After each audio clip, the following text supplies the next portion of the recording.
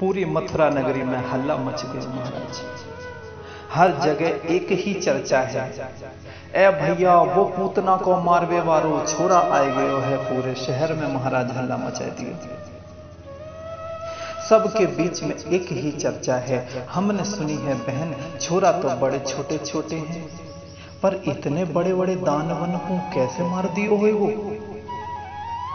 हम तो जरूर देखेंगे आखिर को वो ऐसे चमत्कारी बालक हैं कौन। जिस गली में गोविंद निकल जाते हैं उसी गली में फूलों की वर्षा गोविंद के ऊपर होने लगती है महाराज।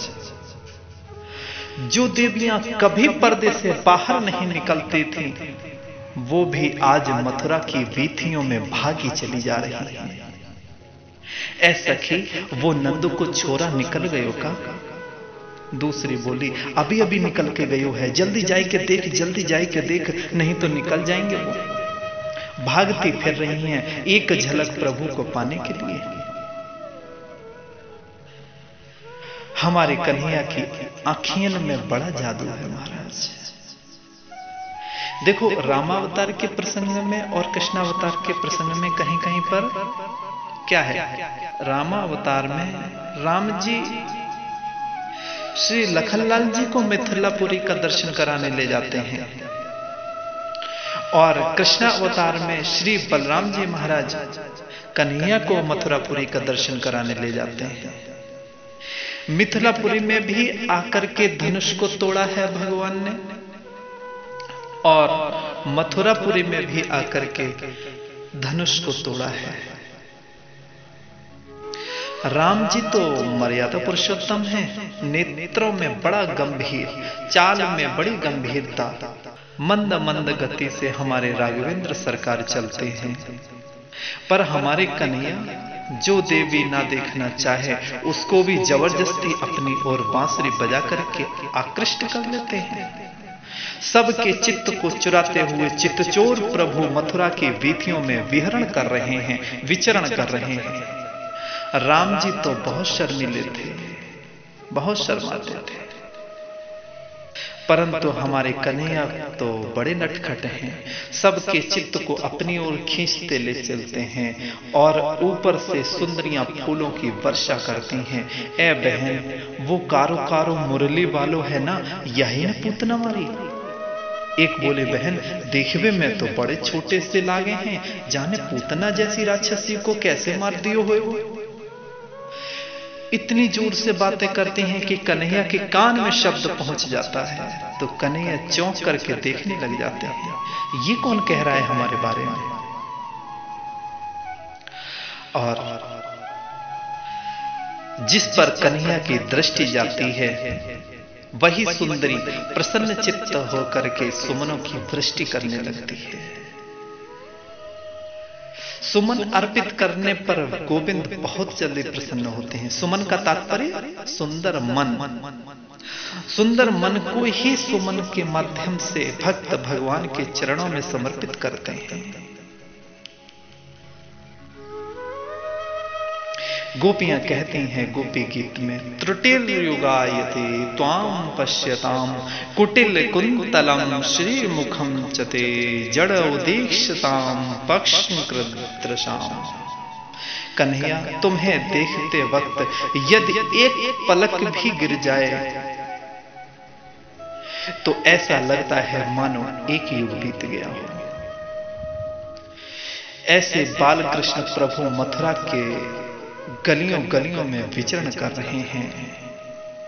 ब्रजवासी बोले, चौरे कन्हैया एक बात बता, यह मथुरा में तेरी क्या रिश्तेदारी है जो तू जा गली में जावे बाई गली में फूलन की माला। कन्हैया मुस्कुराई के बोले, क्यों तुम्हें नहीं खबर। अरे भैया जब मथुरा के महाराज जो कंस है ना, वो हमारे खास मामा जी लागे हैं, और मामा जी को भांजो जब पहली बार आएगो तो बाको कछु स्वागत ना होएगो का। ब्रजवासी बोले, ओहो तो ये बात है, वो ही हम सोच रहे थे कि कछु न कछु रिश्तेदारी तो है ही। पर चौरे कन्हैया हमें क्यों ना बताई तूने अभी तक कि कंस महाराज हमारे मामा जी लागे हैं। अरे हमें पहले बताओ तो हमू बढ़िया बढ़िया बगलबंदी पहन के आवते, थापक थुआ चंदन पोत के आमते, सो तेरे मामा जी कहते कि हाँ कोई मिलवे वाले आए हैं। अब हम तो पुराने कपड़ा पहन के चले आए, तेरे मामा जी यह पोशाक में देखेंगे तो कहाँ समझेंगे। कन्हैया बोले तो मेरे मामा जी के यहाँ काऊ चीज की कमी थोड़ा ही ना है, जो चाहिए सो मिल जाएगी, तुम्हें चाहिए क्या बोलो। ब्रजवासी बोले कन्हैया तू तो जाने ब्रजवासियन की पहली पसंद है पोशाक, चमकीले चमकीले कपड़ा होना चाहिए। अब बता हम कौन से कपड़ा पहनेंगे। इतने में महाराज सामने से एक धोबी जी आते नजर आए।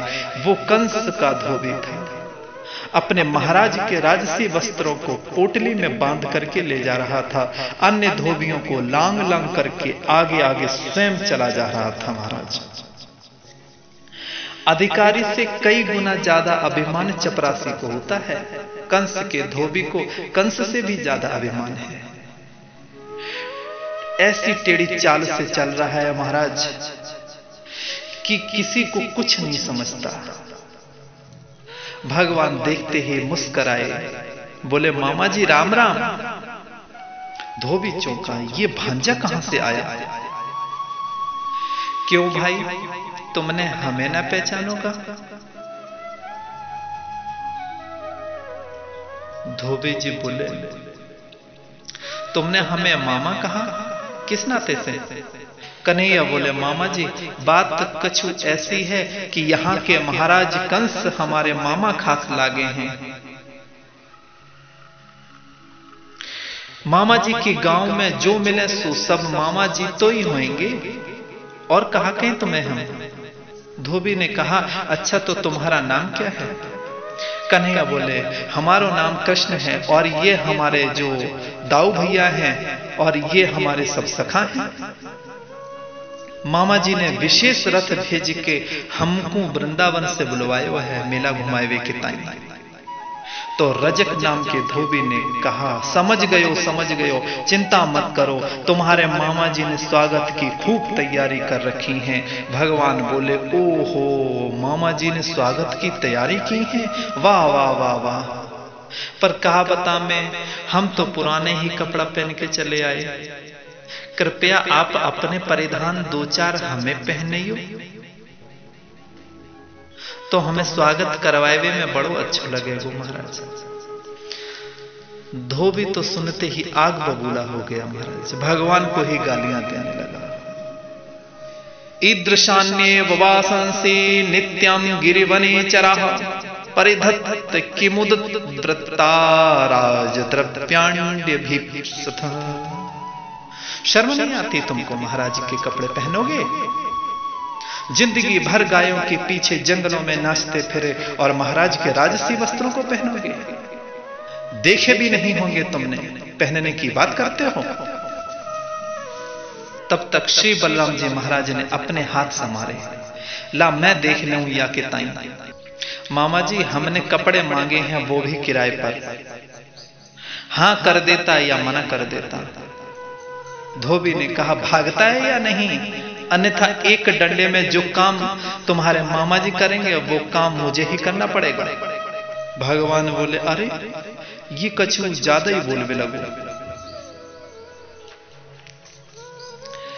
घुमाए करके हाथ से एक थप्पड़ जो मारा भगवान ने, एवं विकथ्यमानस्य कुपितो देवकी सुतः रजकस्य कराग्रेण शिरः कायाद पातयत।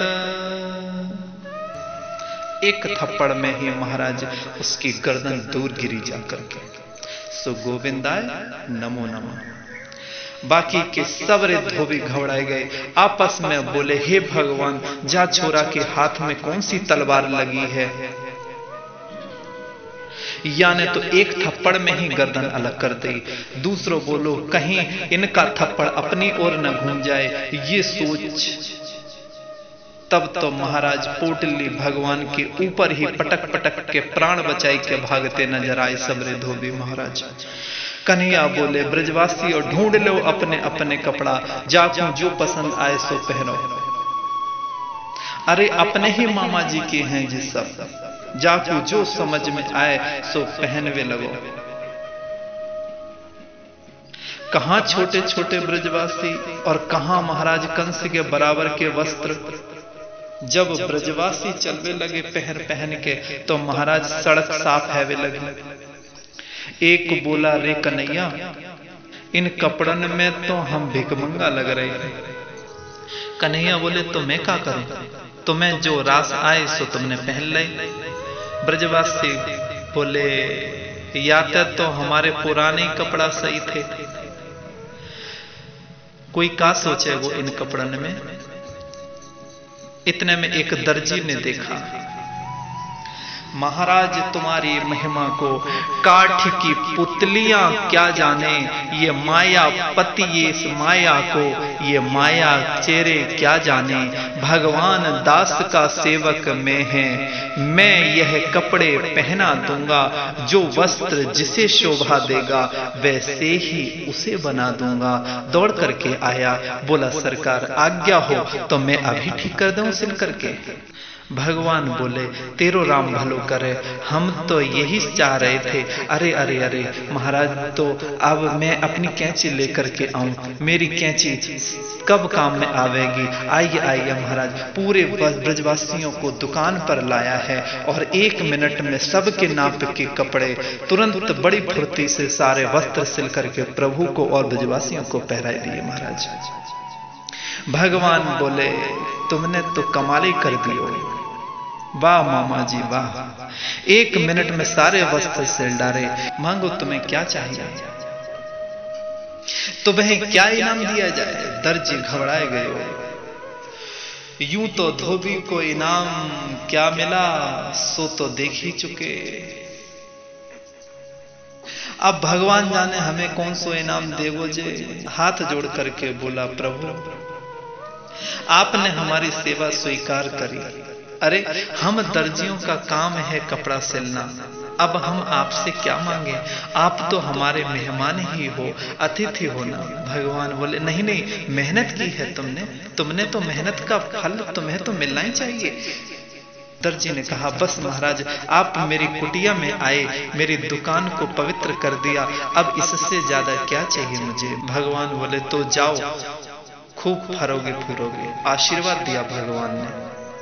आज भगवान ने दर्जी का मनोरथ पूर्ण किया है। ये दर्जी और धोबी दोनों ही रामावतार के समय के हैं महाराज। जिस धोबी ने श्री जानकी जी के ऊपर उंगली उठाई थी, इस धोबी को थप्पड़ मार करके प्रभु ने ठीक कर दिया। आज उसी अपराध का दंड भगवान ने उस धोबी को दिया है। और ये जो दर्जी है ना, वो मिथिलापुरी का है। जब श्री राम जी महाराज दूल्हा सरकार बन करके मिथिलापुरी में प्रविष्ट हुए, तब बड़ा मोहित हो गया ये दर्जी। कितनी सुंदर छवि है, मन होता है कि अपने हाथ से वस्त्र सिलकर इन्हें पहनाऊं। परंतु कहां महाराज जनक जी के दामाद और कहां अकिंचन गरीब दर्जी। इसकी कामना बेचारे की पूर्ण नहीं हो पाई। भगवान पहचान गए तो आश्वासन दिया कि चिंता न कर, तेरी कामना इस मिथिलापुरी में तो नहीं, पर कल मथुरापुरी में अवश्य पूरी करूंगा। आज इस मथुरापुरी में दर्जी के घर जाकर के इसका मनोरथ पूर्ण किया है भगवान ने। ब्रजवासी बोले लाला चमकीले कपड़ा पहन के तो आनंद ही आए गए, वाह वाह वाह, राजकुमार जैसे लग रहे हैं हम लोग। और बोले लाला यह समय बस गले में एक माला और होती तो आनंद ही आ जाता। भगवान बोले चलो तो माला की व्यवस्था करें। ततः सुदाम्नो भवनं मालाकारस्य जग्मतुः तौ दृष्ट्वा ससमुत्थाय ननाम शिरसा भुवि। मथुरा में सुदामा नाम का एक माली भी रहता था। भगवान उस माली के घर में पहुंच गए। माली ने गोविंद की झांकी देखी तो दौड़ करके साष्टांग प्रणाम किया है। इतना प्रसन्न हुआ कि घर में जितनी मालाएं रखी थीं सब की सब मालाएं प्रभु को और प्रभु के परिकर को पहना दी। खुशी के मारे नाचने लगा। भगवान ने उसे भी पराभक्ति का आशीर्वाद दिया। और आगे चल पड़े भगवान बोले, ब्रजवासियों और कोई कसर रह गई हो तो बता दो। ब्रजवासी बोले, कन्हैया तू तो जाने हैं कि ब्रजवासियन की 4 पहचान हो वो करे हैं। पहली पहचान है कि चमकीरी चमकीरी बगरबंदी हो वो करे, और दूसरी पहचान गले में माला हो वो करे, तीसरी पहचान माथे पे थापक थुआ चंदन हो वो करे, और चौथी पहचान आँखिन में मोटो मोटो कजरा हो वो करे। सो लाला काजर की डिबिया तो जेब में पड़ी है, बहुतेरो लगा लूंगा। चमकीले कपड़ों मिल गए और माला भी मिल गई। अब तो बस थापक थुआ चंदन और मिल जाए, सोई पक्के ब्रजवासी बन गए अपन। भगवान बोले, चिंता मत करो, बाकी व्यवस्था है जाएगी। अचानक प्रभु ने देखा कि सामने से कुब्जा चंदन का पात्र लिए चली आ रही है। 3 जगह से टेढ़ी है महाराज। देखते ही भगवान ने आवाज लगाई, अरे सुंदरी जी। कुब्जा एकदम चौंक पड़ी। आज जिंदगी में ये शब्द पहली बार सुनने को मिला है। ये हमसे सुंदरी कहने वाला कौन है? मुड़ करके पीछे देखा, जो कन्हैया की बाकी झांकी देखी दौड़ी चली आई। सरकार, आपने मेरे से कुछ कहा? भगवान बोले, हाँ सुंदरी जी, हम ही आपको पुकार रहे थे। कहिए आपका परिचय क्या है? गदगद हृदय से कुब्जा ने कन्हैया को परिचय दिया है। दास्यास्मि हम सुंदर कंस सम्मता, त्रिवक्र नामा हनुलेप कर्मणि। महाराज, मैं त्रिवक्रा 3 जगह से टेढ़ी हूं। लोग मुझे कुब्जा कहते हैं। वस्तुतः मेरा नाम सैरंध्री है। मैं कंस की दासी हूं महाराज। मेरे हाथ का ही घिसा हुआ चंदन महाराज कंस लगाते हैं, क्योंकि उन्हें मेरा चंदन बहुत पसंद आता है। मत भावितम भोजपतिरति प्रियम। भगवान बोले, देवी महाराज कंस हमारे खास मामा जी लागे, और मामा जी के तो आप नित्य ही चंदन लगाते हो, आज हमारे ही लगाते हो। कुब्जा बोले, महाराज आपने तो मेरे मुंह की बात छीन ली। मैं अभी यही चाहती थी कि एक बार मेरा चंदन आप लगाए के देखो तो सही, आप याद करोगे कि हाँ चंदन लगायो कौन। भगवान बोले, तो देर काय बात की है, लगाए दो मैया आप फिर चंदन, आप ही लगाए दो। माथा आगे बढ़ाया तो कुब्जा बड़े प्रेम से प्रभु को चंदन लगाए वे लगी।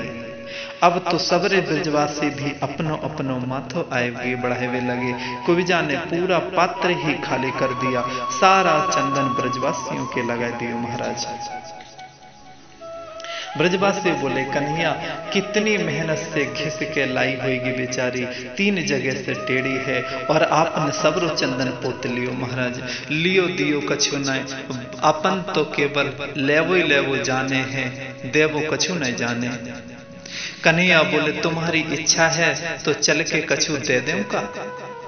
हाँ हो तो जरूर दो भैया, कछु न कछु देना ही चाहिए।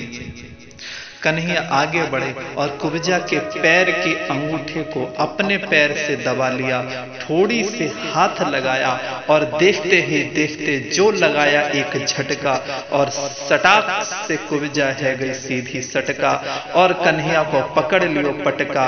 बोलिए भक्त वत्सल भगवान की। सा तदर्जु समानंगी बृहक्षोणिपयोधरा, मुकुंद स्पर्शनात् सद्यो बभूव प्रमदोत्तमा।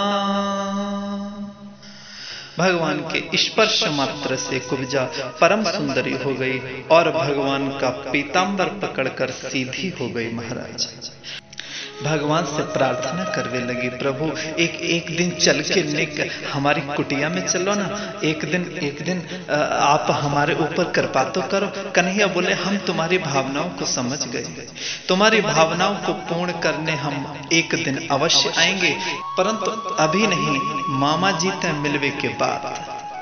इतना कहे के कुब्जा को आश्वासन देकर भगवान आगे बढ़े हैं।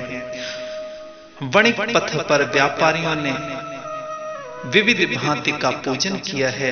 भगवान जैसे ही उस सभागृह में पहुंचे जहां पर विशाल धनुष रखा था, जिस धनुष की रक्षा में बड़े बड़े विशाल सैनिक खड़े थे, धनुष को देखकर भगवान बड़े प्रसन्न हुए। बलराम जी से बोले, दादा आपकी आज्ञा हो तो धनुष में उठाई के देख लूंगा। बलराम जी हंस करके बोले, लाला अपने मामा जी कोई धनुष है, चाहे जितना उठाई के देखो, कौन मना करेगा। सैनिक जो रक्षा में खड़े थे वो ठाका मार के हंसने लगे।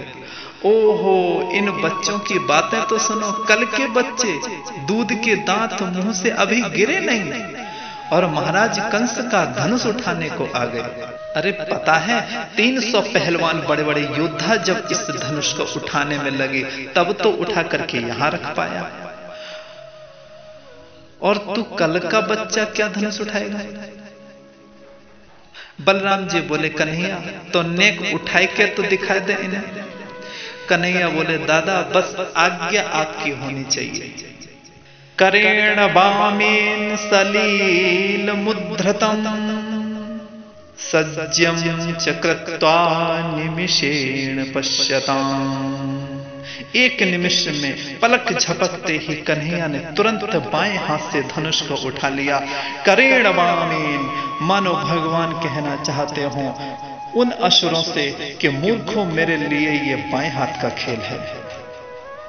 इसलिए बाएं हाथ से धनुष को उठाया और जैसे ही उस पर प्रत्यंचा चढ़ाने लगे, धड़ाम से धनुष के 2 टुकड़े हो गए। बोलिए बाल कृष्ण लाल की।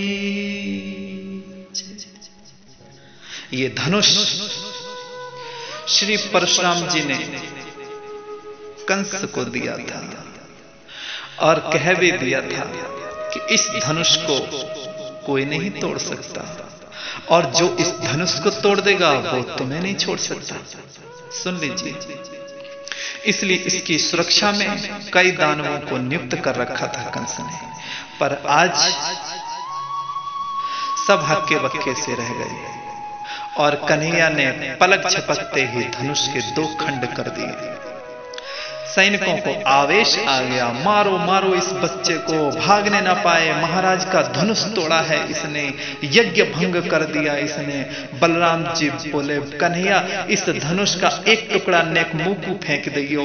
बलराम जी की ओर आधा फेंक दिया भगवान ने, आधा दान धनुष दाऊ जी ने उठाई लियो महाराज, आधा धनुष कन्हैया ने हाथ में ले लियो और धनुष के ही इन्हीं टुकड़ों से इतनी ठुकाई करी सैनिकों की कि भगदड़ मच गई महाराज। प्राण बचा बचाई कि कंस के पास पहुंचे। महाराज गजब है गयो, क्या हुआ महाराज, गजब है गयो, गजब है गयो। बोले आपका धनुष टूट गया।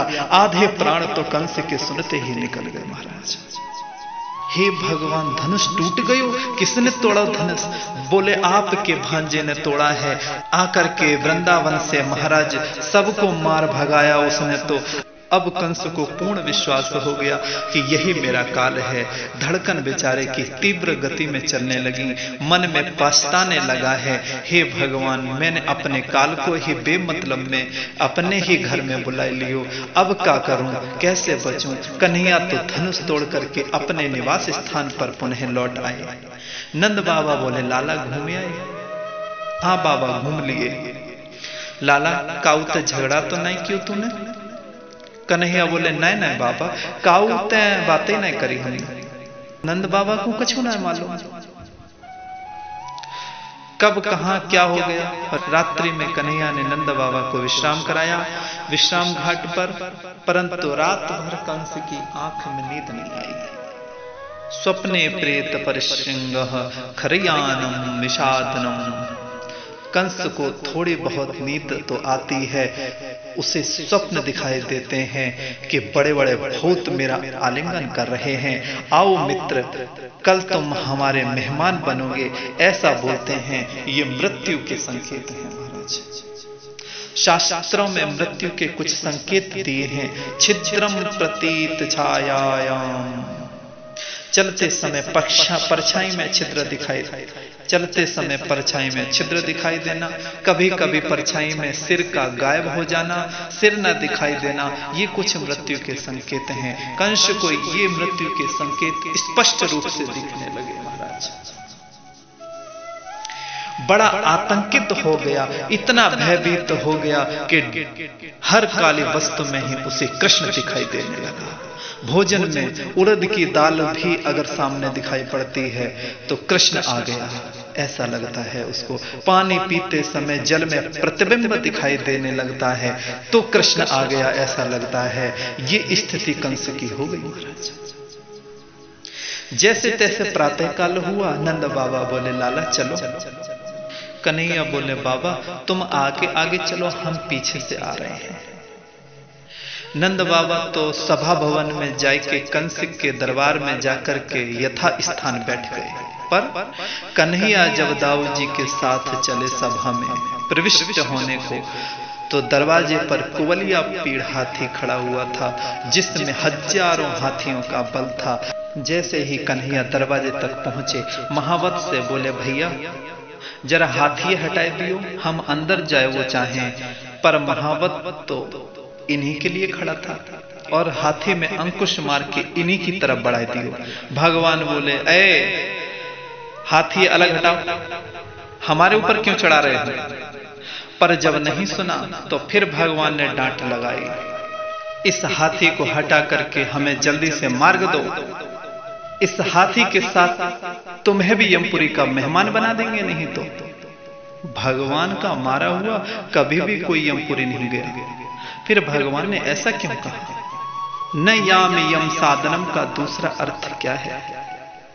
यम नियम आदि जो अष्टांग योग हैं, योगी जन जिस गति को प्राप्त करते हैं उसके द्वारा उसी को हम तुम्हें प्राप्त करा देंगे। जो डांट लगाई, महावत क्रोध में भर गया और हाथी को भगवान की ओर और बढ़ा दिया। तो भगवान ने घुमा करके एक मुष्टिका हाथी के मस्तक पर मारी तो हाथी की आंखों में अंधेरा छा गया। आग बबूला होकर के क्रोध में चिंगाड़ता हुआ अपने विशाल दांतों का प्रहार प्रभु पर करने लगा। तो भगवान ने दोनों दांतों को पकड़कर इतनी जोर से झटका मारा कि दोनों दांत भगवान के हाथ में आ गए। दाऊ जी बोले कन्हैया एक दांत नेक मुंह को फेंक दीजो। लंबा सा एक दांत दाऊ जी की ओर फेंक दियो महाराज। अब दोनों ओर से आगे कृष्ण पीछे बलराम ऐसी ठुकाई करी कि कुछ पल में ही गोविंदाय नमो नमो। एक मारा मुक्का सो महावत भी समाप्त और हाथी के दांतों को कंधों पर रख करके ही दोनों भैया कृष्ण और बलराम उस सभागृह में प्रवेश किए। भगवान एक है पर सभा में बैठने वाले लोगों की आंखें अनेक हैं। एक ही भगवान अनेकों आंखों वालों को विविध रूप में दर्शन दे रहे हैं। जिस भावना से गोविंद को देखते हैं उनको वही रूप में भगवान नजर आता है। जाकी रही भावना जैसी प्रभु मूरत देखी तिन तैसी। भावना अनुसार भगवान सबको पृथक पृथक दर्शन दे रहे हैं। आज श्री सुखदेव जी ने चित्र खींचा है। मल्लानां शनिर्नृणां नरवरः स्त्रीणां स्मरो मूर्तिमान् गोपानां स्वजनो सतां क्षितिभुजां शास्ता स्वपित्रो शिशु। पहलवानों को ऐसे लगते हैं कन्हैया मानो साक्षात वज्र खड़ा हो, और स्त्रियों को ऐसे लगते हैं मानो मूर्तिमान स्वयं कामदेव खड़े हो, और ब्रजवासियों को ऐसे लगते हैं मानो हमारा मित्र, हमारा सखा, हमारा प्यारा कन्हैया खड़ा है। परंतु दुष्ट राजाओं को ऐसे लगते हैं मानो सामने साक्षात काल खड़ा हो। नंद बाबा को लग रहा है हमारो छोटो सो कन्हैया खड़ो है। बाबा का तो वात्सल्य भाव है, परंतु वो ही नन्हे से कन्हैया जब कंस को दिखाई पड़ते हैं तो ऐसे मालूम पड़ते हैं मानो हमारे सामने साक्षात महाकाल खड़े हुए। अज्ञानी जीवों को ऐसे लगते हैं मानो भयानक आकृति खड़ी हो, और योगियों को ऐसे लगते हैं मानो परम तत्व तो यही है जो हमें समाधि में दर्शन देता है, वो आज सामने खड़ा हुआ है। इस प्रकार से भावना अनुसार समस्त साधकों ने पृथक पृथक भाव से दर्शन किया है। चाणूर आकर के बोला कन्हैया हो जा होश में, हो जाए हमसे दो दो हाथ, बड़ा नाम सुना है तुम्हारा। भगवान बोले चौरे हमारी जोड़ी को निकाल, हमारी तेरी का जोड़ी, तू पहाड़ जैसो और हम कल के बच्चा। चाणूर ने कहा क्यों डर गयो का?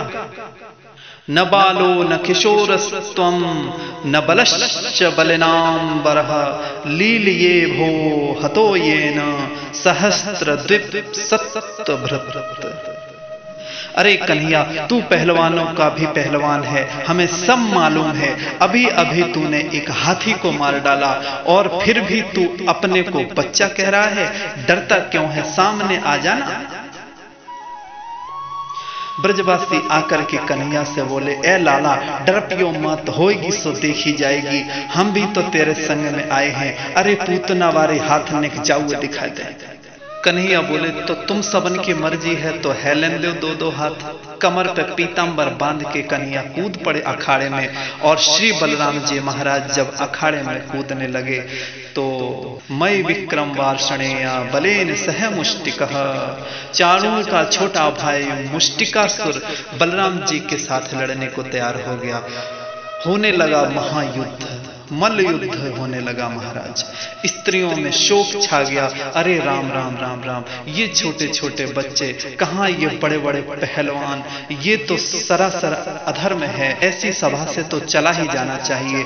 बहुत सी तो दुखी होकर के चली गई और बहुत सी स्त्रियां मन मार करके रह गईं। हो सकता है कि कोई चमत्कार हो जाए। सब देख रही हैं, नंद बाबा तो देख देख के घबरा रहे हैं। हे भगवान यह छोरा कितना समझाए के लायो कि काउत झगड़ा मत करियो, देखो तो सही इतने तो बड़े बड़े पहलवान से झगड़ा मोल ले लियो। महाराज लड़वे को तैयार है वे जे तो। हे भगवान कौन समझाए याकू। हे हनुमान जी महाराज तुम पहलवान के देवता हो, नेक जा छोरा की रक्षा करियो।